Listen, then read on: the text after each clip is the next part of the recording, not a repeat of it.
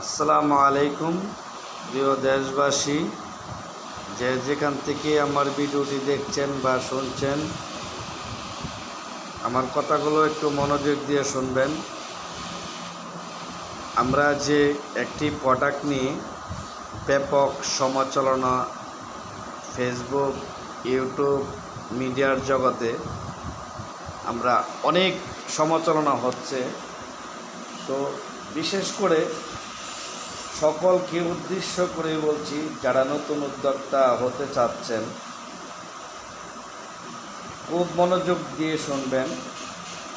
এই ব্যবসাটি যদি করতে চান কেউ, কারণ কাউকে নিষেধ করার অধিকার আমার নেই, বাট প্রত্যেকের একটা স্বাধীনতা আছে, মৌলিক অধিকার আছে।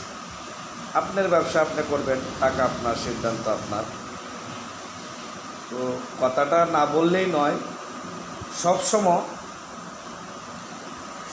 চিন্তা ভাবনা করে কাজগুলি করবেন, তাহলে আপনার লক্ষ্যে পৌঁছাতে পারবেন এবং আপনার গন্তব্যস্থানে আপনি সঠিক টাইম মতন আপনি পৌঁছাইতে পারবেন। যদি ব্যবসাকে গাইড না দিতে পারেন, হাজার কোটি টাকা ব্যবসায় বিনিয়োগ করবেন কিন্তু ব্যবসা দাঁড় করাতে পারবেন। মূলত ব্যবসায় একটা গাইডলাইন আছে, প্রত্যেকটা কাজেরই একটি গাইড আছে এবং একটা রুলস আছে। রুলস মধ্যে আপনি চলুন, আপনার ব্যবসা একদিন আপনাকে জায়গা মতন পৌঁছিয়ে দিবে।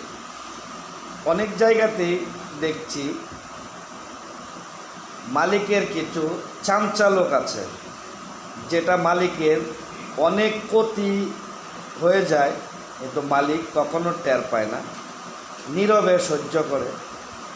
কিন্তু যে যার জন্য করলো এত কিছু, সেই দোষী সাব্যস্ত হয়ে এখান থেকে চলে আসে। কিন্তু একটা পর্যায়ে খবর নেওয়া হয় যে ফ্যাক্টরিটা বন্ধ হয়ে গেছে। কেন?